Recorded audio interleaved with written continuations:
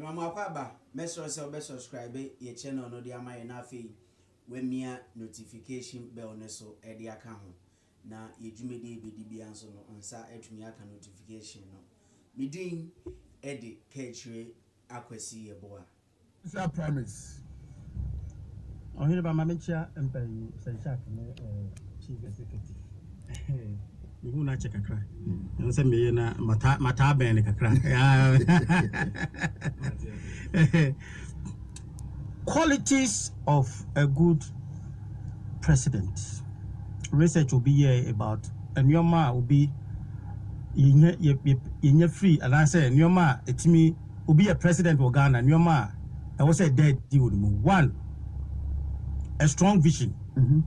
That person should have a vision for what? For the country. Effective communication skills, honesty, competence, crisis management skills, Crisis management skills. character and integrity. Tribal issues, number 5. That is what defined who and Ghana for Shibu Nipa also DNA. And yet we free. That is not an issue. And he said Obi episode be leader wa ha o mai mu a and you must say competence, honesty, vision. And he said MPP be leader. These are the benchmarks.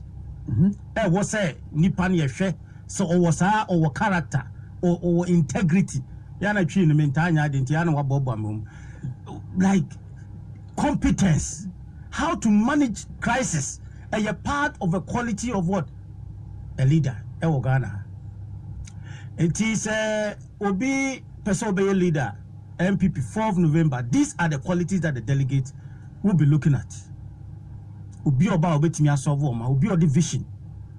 Now there's no other person than Dr. Baumia, because promotion be no be say Ghana card any this IT the vice president Edia Tutu Akwem. Anyhow you manage crisis, how the competence, how you team manage a nipa how to manage them no here skills so we will be so a leader now say one team manage people for you to achieve your goals over problem obia will be on the support as a leader and one also that skill to bring all these people together sebeya vision now one ebebem inteno de a bia the 4th November, no, delegates will be looking at these kind of qualities. It is a winibia, maybe sometimes one here now will coffee for other issues. Abem na one here na koye personal attack. Na si nipa na wudi nipa tem and na wu yese wuni yese ya. Sebi oh yeah, Ghana for ankasa no one thing that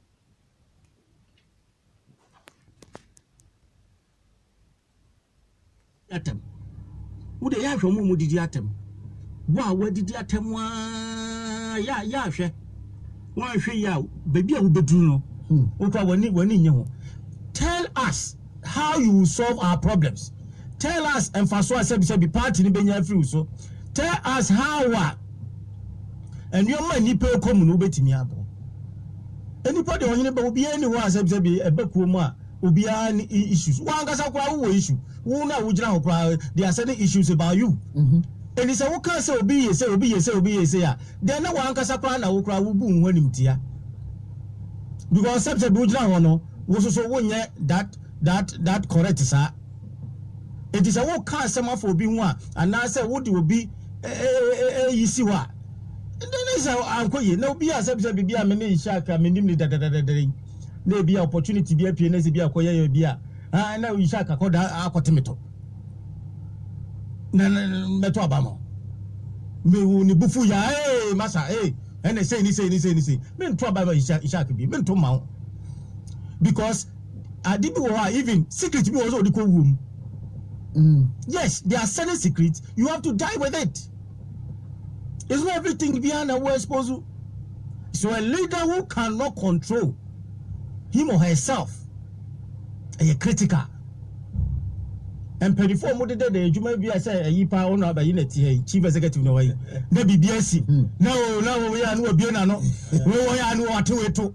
And I say I've never said quarter of what I have seen and experienced. The men who power we are. Because go for World Bank, IMF. When I'm your project coordinator. Yeah, I'm here client connection. Me releases Kadema Ghana. Yeah, baby, what I was an miss. I just a track race move immediately to connect for money to be transferred from Washington to Ghana. Minimum the air was here.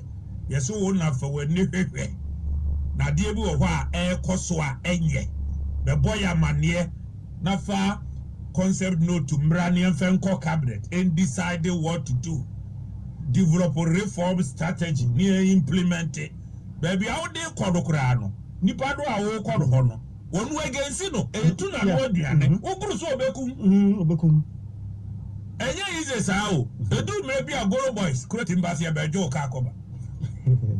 So the Abraham security no wa woni mu no more than a double go e wo kuma say hi I just want to ejina nchen baby bi wo ho a very there are certain decisions when you are taking a life or death nipa bi wo kra wo mo na mande e can see no bon say wo su and so it's so painful and so I just say it has to be done but for the benefit of the nation it has to be done.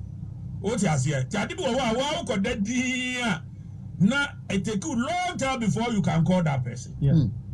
What you say? Na dey yes bi wo ho do me say in politics.